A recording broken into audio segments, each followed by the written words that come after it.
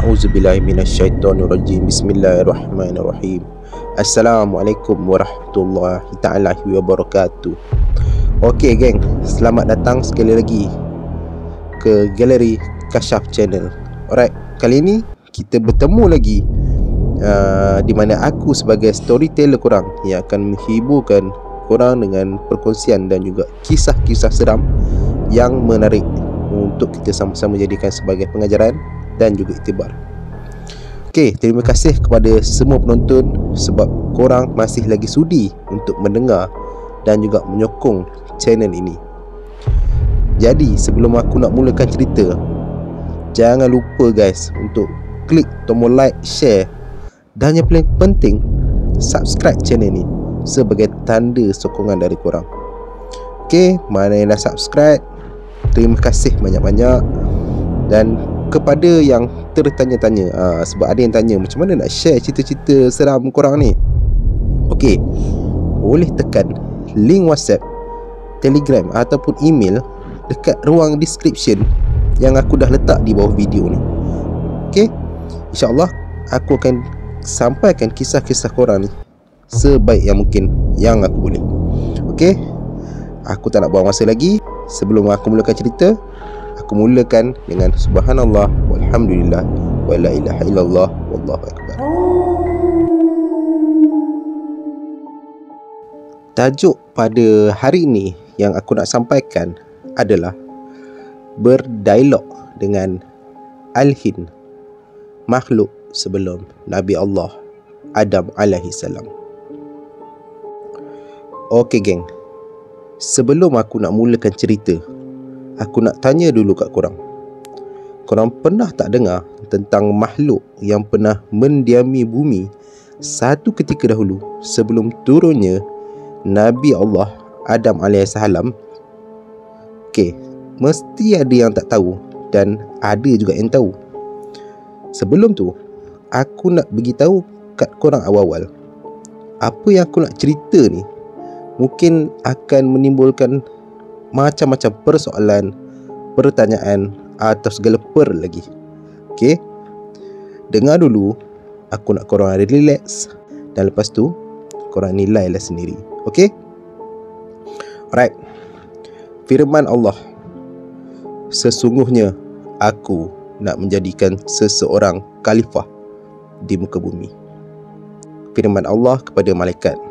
Lalu malaikat menjawab, Ya Rabb, kenapa kau nak jadikan khalifah di muka bumi itu, sedangkan mereka orang yang selalu membuat kerosakan dan menumpahkan darah, padahal kami bertasbih dan juga memuji engkau. Allah berfirman lagi, sesungguhnya aku mengetahui apa yang kamu tak ketahui. Surah Al-Baqarah. Right? Daripada ayat berapa aku kurang pasti, nanti korang boleh rujuk lah. Okey, kat sini persoalannya geng, aku nak ringkaskan. Berdasarkan firman Allah tadi, ada banyak perbahasan dalam kalangan ilmuwan ataupun ulama tentang ayat tadi lah. Okey, diorang tertanya-tanya ataupun persoalan, macam mana malaikat ni tahu yang penghuni bumi ni selalu buat kerosakan, padahal waktu tu Nabi Adam tak dicipta pun lagi. So, ada yang membahaskan sebelum Nabi Allah Adam AS ni turun, pernah ada penghuni lain yang memerintah, hidup dan juga berperang pada zaman tu. Aku nak ringkaskan lagi. Bangsa ni akhirnya macam di-reset semula tau. Di-resetkan balik. Maksudnya kat sini, Allah tu macam dibuat satu clearance dengan memerintah Azazil dengan para malaikat untuk menghancurkan bangsa-bangsa ni. Sebelum khalifah kita yang mulia lah, Adam AS turun ke bumi. Okey, kali ni apa yang nak aku kaitkan dengan cerita tadi, dengan perkongsian yang akan aku sampaikan sebentar lagi ni geng. Alright, sebelum tu kita masuk pada cerita. Bukan sebelum, sorry. Kita masuk kepada cerita. Perkongsian ni dulu pernah viral lah satu ketika dahulu. Okay, mungkin ada yang pernah dengar tentang cerita ni, dan mungkin ada juga yang tak pernah dengar tentang cerita ni. Okey, jadi kat sini aku nak ceritakan balik. So, korang dengar ya. Cerita kali ni perkongsian dari seorang pengamal perubatan. Dia ni seorang pengamal perubatan Islam. Kiranya macam ustaz lah. Right? Ustaz ni dia menceritakan macam mana dia merawat pesakit yang dirasuk oleh makhluk yang kita gelarkan sebagai Al-Jin. Siapa Al-Jin tu? Makhluk apa Al-Jin tu? Kisah dia bermula masa ustaz ni berada di pusat rawatan dia. Masa dekat pusat rawatan dia tu, ustaz ni didatangi oleh sepasang suami isteri lah, dan seorang anak lelaki. Anak lelaki dalam lingkungan Form 4 atau Form 5 macam tu lah. Dan pesakit ustaz ni kali ni adalah anak lelaki tu. So suami isteri ni bawa anak dia lah untuk berubat. Macam biasa ustaz ni kata, sebelum dia nak buat ataupun nak mulakan sesi rawatan, ustaz ni dia akan tanyalah ataupun buat sesi interview dulu antara ustaz ni dengan pesakit dia. Biasanya ustaz ni akan tanya sakit apa, umur pesakit ni berapa, macam mana dia boleh kena, dan macam-macam lagi lah benda yang basic yang nak tanya untuk kesan sakit apa yang dialami oleh setiap pesakit-pesakit ni. Okey, masa pesakit ni bercerita, maksudnya ayah pada pesakit ni cerita, ayah dia beritahu diorang ni dah bawa anak dia ni jumpa macam-macam pengamal perubatan. Ayah dia ni pernah bawa ustaz, pernah bawa jumpa bomoh, doktor pun ada, dan ada juga daripada kalangan pengamal perubatan yang famous tau, macam perawat dari Expose Mystic, dan juga daripada rancangan Alam Gaib. Kalau korang pernah dengar dekat stesen TV dulu, pernah keluar lah tajuk-tajuk stesen TV ni, Expose Mystic tu. Tapi semuanya masih lagi tak jumpa penawar, dan juga tak jumpa lagi lah dia punya jalan penyelesaian pada penyakit anak si ayah ni. Jadi bila ustaz ni dengar je cerita daripada ayah pesakit ni, ustaz ni dia cuma senyum je. Dan ustaz ni kata apa? Mungkin belum lagi ada rahsia ubat. InsyaAllah kalau ada jodoh, ubat dan penyakit, jumpalah tu. Itu yang ustaz tu cakap lah. Pesakit ni iaitu anak lelaki kepada si ayah ni, aku namakan pesakit ni sebagai Afiq lah. Okey, ingat ya, Afiq. Macam aku cakap tadi, lingkungan dalam umur 16 ke 17 tahun. Ayah Afiq ni cerita, Afiq ni dia ada simptom-simptom penyakit dia ni. Apa dia? Ayah dia cerita yang Afiq ni penyakit dia akan datang hanya pada waktu malam dan apabila bulan mengambang sahaja. Diceritakan pada waktu bulan mengambang, Afiq ni dia akan tenung je bulan tu. Dan lepas dia tenung je bulan tu, dia akan menangis. Nangis dia macam sedih gila, teresak-esak duk menangis-nangis. Jadi lepas ustaz ni dengar, ustaz ni cubalah nak kesan sakit apa sebenarnya budak ni. Jadi ustaz ni dia akan guna kaedah yang biasa dia buat lah untuk perubatan dia, iaitu dia kata menggunakan kaedah scan. Jadi ustaz ni dia macam baca-baca beberapa doa, dan kemudian dia letak tangan dekat arah budak tu. Tapi bila ustaz ni duk baca-baca, cuba scan, tapi tak jumpa apa-apa. So ustaz ni try banyak kali, masih lagi tak ada apa-apa efek. Sebab ustaz ni cakap kebiasaannya kalau dia scan, pesakit biasanya akan bertindak balas tau. Atau contohnya dia akan ada kerasukan ke, ataupun paling tidak akan rasa something lah, meremang ke, anything lah yang ada tunjukkan tindak balas. Tapi masalahnya Afiq ni macam tak ada apa-apa geng. Normal je, macam okey, tak ada masalah, relax je. Dan ustaz ni ada juga cuba cara lain, tapi result dia masih sama, tak boleh. Jadi ustaz ni macam tertanya-tanya lah, budak ni betul ke sakit, ke aku ni kena tipu ke apa. Jadi ustaz ni pun macam buntu lah. And then dia lama termenung.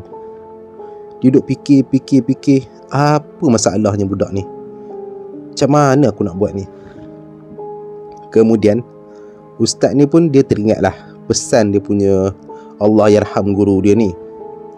Allahyarham guru ni dia cakap, kalau nak berubat pastikan bersih. Dia kata mungkin kalau badan kotor, kita punya konsentrasi terhadap pesakit tu tak ada. Kan sunat kalau kita merawat ni dalam keadaan bersih dan juga dalam keadaan berwangi-wangian, macam tu. So ustaz ni barulah dia teringat, rupa-rupanya sebelum Afiq dengan mak ayah dia ni datang tadi, ustaz ni sebelum tu dia ada lap siling kipas dia. So bila kalau dah buat kemas-kemas lap siling kipas tu, confirm lah berpeluh kan, ataupun kotor sikit. Jadi ustaz ni cakap apa, dia minta izin dulu dekat pesakit ni, dia nak rehat kejap. So ustaz ni pergi masuk ke bilik dia, dia pergi mandi, dia tukar baju dan dia pakai wangi-wangian. So nak bagi harumkan badan lah, bagi dia segar balik. And then ustaz tu pergilah datang balik, nak sambung balik lah dia punya perawatan tu dekat pesakit si Afiq ni. And then ustaz tu duduk depan pesakit ni, depan Afiq ni, dan dia selawat lah dulu. Allahumma salli ala Sayyidina Muhammad. Aku pula boleh lupa kan.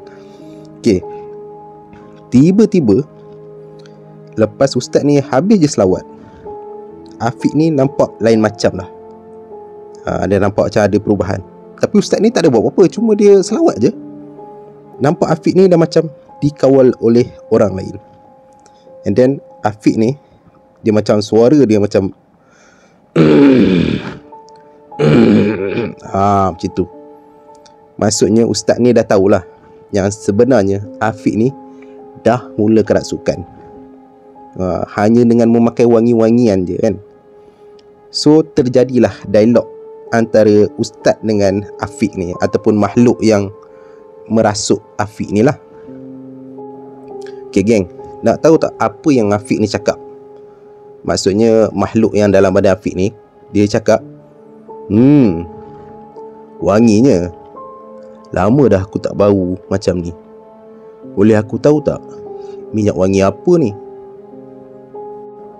Jadi ustaz ni cakap dalam hati dia, confirm ini bukan Afiq lagi, ini benda lain. So ustaz ni pun jawab, oh, minyak atar 1001 malam. Aku pakai minyak wangi itu, tak pernah bau ke? Jadi Afiq pun balas balik, iaitu makhluk tu lah, pernah, tapi lama dah aku tak bau. Dulu masa dekat Andalusia dulu pernah lah bau, wangi betul. Boleh bagi aku sikit tak? Itu yang makhluk tu cakap. Okey, sedikit info Andalusia tu. Okey, siapa yang tak pernah dengar lah, Andalusia ni nama tempat tau. Dia ni adalah salah satu kawasan wilayah Sepanyol. Betulkan aku ya kalau aku tersalah bagi info. Dan Andalusia ni terkenal sebagai pusat kerajaan Islam Bani Umayyah pada abad ke-8 satu ketika dahulu. So kat Andalusia ni banyaklah berlaku pelbagai peristiwa. Okay, alright, habis kat situ. So bila makhluk tu tanya, boleh bagi aku sikit tak? Ustaz ni jawab, boleh, tapi kau kena kerja samalah. Setakat minyak wangi tu apalah sangat.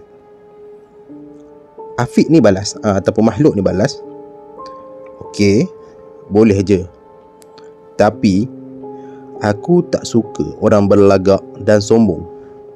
Kalau kau boleh cakap elok-elok, kau tanyalah apa pun, Dengan nama Allah, aku takkan tipu. Ustaz ni pun jawab balik, tak baik lah main sumpah-sumpah. Nanti makan sumpah macam mana? By the way, dia cakap by the way, kau ni jin Islam ke? Sebab kau sebut nama Allah. So Afiq ni balas, makhluk ni nak takut apa? Aku jujur. Aku bukan Islam, tapi aku ni sembah Tuhan yang satu, Allah Subhanahu Wa Ta'ala. Jadi bila ustaz ni dengar je kata-kata makhluk ni, ustaz ni pelik lah. And dia pun tanya, kalau kau ni bukan Islam, tapi kau ni sembah Allah, agama apa kau sebenarnya ni? Dan Afiq ataupun makhluk ni menjawab, agama aku agama monoteisme. Agama ini adalah agama yang satu, Tuhan hanya satu, iaitu Allah Subhanahu Wa Ta'ala. Kau ni nama je ustaz, kau tak sekolah ke? So bila ustaz dengar macam tu, dia macam, terkena juga aku dengan mainan jin ni. Aduh. So ustaz tu bila dia dengar macam tu, dia macam terasa geram lah sikit kan. So dia macam nak acah-acah lah, jangan main-main pasal agama lah. Sambil tangan ustaz tu macam nak buat acah-acah lempang lah dekat Afiq ni. So Afiq ni respon, aku tak tipu lah. Aku ni bukan jin, aku ni bukannya setan, dan aku bukan juga malaikat. Aku ni makhluk Allah. Aku kaum Popi. Nama aku Mizari. So bila ustaz ni dah angkat tangan tadi kan, dia macam, So dia tak jadi nak acah-acah, nak buat-buat lempang tu. So ustaz ni, Popi? Makhluk apa tu? Boleh kau ceritakan tak? Kau ni jenis apa ni? Aku macam berminat nak tahu tentang kau ni. Boleh cerita tak? So makhluk ni ataupun Afiq ni pun ceritalah yang dia beritahu, aku wujud sebelum bangsa jin tu ada lagi. Tapi puak kami ni dah dibinasakan oleh Allah sebabkan kesalahan-kesalahan kami sendiri. Okey, so Mizari yang rasuk Hafiz ni, bila dia cakap je macam tu, tiba-tiba dia menangis teresak-esak. Tiba-tiba dia menangis tau. Tersedu-sedu lah, menangis dia. Macam menangis betul-betul punya nangis ni. So ustaz ni macam, apa pasal buat dia ni? Okey, macam ni ustaz ni jawab, kalau macam tu, kau ni golongan makhluk purba ke yang dipanggil Al-Hin? Betul tak cakap aku? So Afiq yang kerasukan ni pun dia mengangguk lah, macam tanda setuju. Maksudnya betul lah dia tu makhluk yang dipanggil Al-Hin. So Afiq ataupun makhluk ni pun jawab balik sambil dia mengangguk tu kan, ya betul, Al-Hin tu sebenarnya nama makhluk.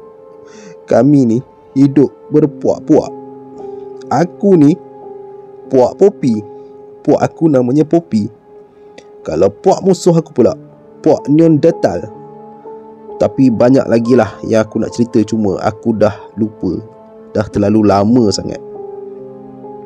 Jadi ustaz ni tanya lagi, tadi kau cakap kaum kau ni diminasakan oleh Allah. Korang buat apa sebenarnya sampai Allah murka sangat dengan korang ni? So makhluk ni jawab, wahai makhluk Allah, maksiat dan kerosakan yang korang buat sekarang ni, itulah yang kami buat dulu. Tapi kerosakan korang, iaitu manusia, apa yang korang buat kali ni lagi teruk dari kami dulu.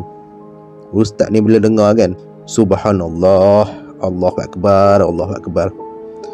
Wahai makhluk Allah, ustaz ni balas balik, aku ni tak ada kuasa nak buat apa-apa dekat kau kecuali atas izin Allah je. Tapi aku nak tanya kau, kenapa masa aku scan kau tadi, aku tak boleh nak jumpa kau? Aku cari macam-macam cara, tetap tak jumpa. Sebenarnya boleh beritahu aku tak, mana kau nyorok tadi? Ke mana kau pergi? Apa rahsia kau?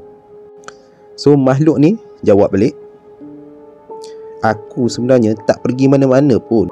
Memang masa kau scan tadi, memang dari tadi aku dalam badan budak ni. Setakat ni, mana-manalah perawat yang datang berubat dengan budak ni, nak berubat budak ni, belum lagi ada yang boleh scan aku. Wallahualam, aku sendiri pun tak tahu. Mungkin ada sebab lah tu. Semua atas izin Allah. Kau janganlah kecil hati ya Pak Ustaz. Itu yang makhluk tu jawab lah. Yang aku katakan tu, ingat lah, yang jawab ni Mizari tau. Takut korang terlupa. Dia dah beritahu nama dia sebenarnya tadi adalah Mizari. Okay, so Ustaz ni macam pelik. Tadi kata aku tak boleh scan, tapi sekarang ni macam mana kita boleh bercakap pula ni? Itu macam mana? So Mizari ni ataupun Afiq ni pun jawab, itu sebenarnya aku sendiri yang nak cakap dengan kau. Bukan semua manusia aku suka. Tiba-tiba Afiq ataupun Mizari ni, Mizari yang merasuk ni lah, dia macam nak meminta sesuatu dekat Ustaz ni, yang buatkan Ustaz ni terkejut tau. Aku sebenarnya nak duduk dengan kau, boleh tak?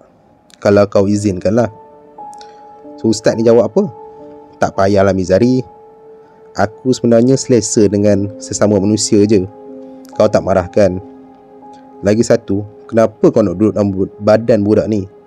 Boleh beritahu apa sebabnya? Makhluk ni balas, Mizari ni balas, aku tak marah. Kau ada hak atas diri kau sendiri. Lagipun, aku duduk dengan budak ni sebab dia sendiri yang kasih untuk aku masuk dalam badan dia. Okay, so Mizari ni pun diceritalah macam mana dia jumpa dengan si Afiq ni. Katanya Mizari, dia jumpa budak ni masa dekat selatan tanah air. Dia kata yang Afiq ni, masa nampak Mizari ni, Afiq ni langsung tak takut. Dia macam menunjukkan tanda-tanda yang macam dia suka pula dengan Mizari ni. So Ustaz ni bila dengar cerita daripada Mizari ni, dia cuba sahkanlah dengan ayah Afiq ni. Betul ke yang Afiq ni pernah pergi dekat selatan tanah air, ada apa-apa aktiviti ke? So ayah dia cakap, ya betul, memang Afiq ni ada pergi dekat area selatan tanah air ni sebab dia ada kursus kadet. Budak-budak sekolah kan biasa ada kursus kadet, macam pengakap ke camp-camp, biasalah kan. So Ustaz ni cuba tanya lagi. Ustaz ni cuba tanya, kalau Mizari ni nak tak masuk Islam? Tapi Mizari ni dia kata dia tak nak masuk Islam. Dia cuba tolak sebab dia kata Mizari ni dia yakin dengan agama dia. Dan Mizari ni cakap apa tahu masa Ustaz ni cuba tanya nak tak masuk Islam? Dia kata, la ikraha fiddin kan. So Ustaz ni macam, uish, macam ni. Ustaz ni jawab balik, agama akhir zaman kan agama Islam. Kalau betul kau sembah Allah, ikutlah agama Allah, agama Islam. Kau tak nak ikut ke?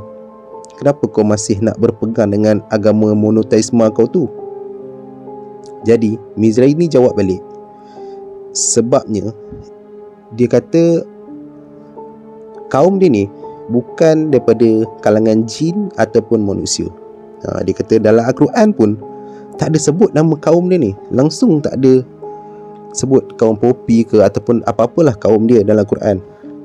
Jadi Mizari ni dia bidas balik hujah Ustaz tu dengan bagi ayat Zariyat, ayat ke-56. Maksud dia kat sini dia beritahu, dan aku tidak menciptakan jin dan manusia selain mengabdi kepada aku. Itu yang Mizari ni berpegang. Maksudnya dia kata dalam Al-Quran tak disebut pun Popi ke ataupun Al-Hin. Disebutkan cuma jin dan manusia saja. Jadi Mizari ni cakap, jadi apa yang aku beritahu kau tadi, so aku memang yakin dengan pegangan agama aku sekarang, dan aku tak pernah sekali-kali menduakan Allah. Betul tak Ustaz? So bila Ustaz dengar tu, dia pun mengalah lah. Terkelu Ustaz ni bila dengar hujah si Mizari ni. Dia dah tak ada ayat nak patah dah. Dan Ustaz ni cakap dalam hati dia, ada betulnya juga kata-kata makhluk ni. So jadi nak dipendekkan cerita lagi, jadi ustaz ni dia tanya lagi lah pada Mizari, boleh tak kalau Mizari ni keluar dari badan Afiq ni? Sebab dia kata, Mizari, kau tengoklah mak ayah dia ni, kau tak kesian ke dengan mak ayah dia? Penat tau. And then Mizari ni sendiri cakap yang dia sendiri pun kesian dengan mak ayah Afiq ni. Sebab dia nampak sendirilah, sebab dia nampak mak ayah Afiq ni dah pergi merata-rata tempat, dan duit banyak dah habis pergi berubat untuk si Afiq ni. And then Mizari ni cakap dia macam menyesal lah, dan dia kata boleh, dia janji dengan nama Allah. Tapi dia kata ada 2 syarat kalau nak Mizari ni keluar daripada badan si Afiq ni. So ustaz ni pun beritahu dia setuju dengan 2 syarat ni selagi tak mensyirikkan Allah ataupun tak bercanggah dengan agama Islam. Ustaz ni setujulah. Okay, and then Mizari ni dijawab lah, okay, dia ada 2 syarat. Syarat pertama, sebelum aku nak keluar, aku nak bersalam kedua-dua tangan mak ayah Afiq ni. Sebab dia kata dia nak minta maaf sebab dia kata dia dah banyak kan susahkan diorang ni. And then syarat kedua, Mizari ni beritahu yang dia nak minta ustaz ni tolong doa agar si Mizari ni dipendekkan umur. Bila ustaz ni dengar je ayat si Afiq ni, dia pelik lah. Syarat pertama tu okey lagi, okey fine, nak salam.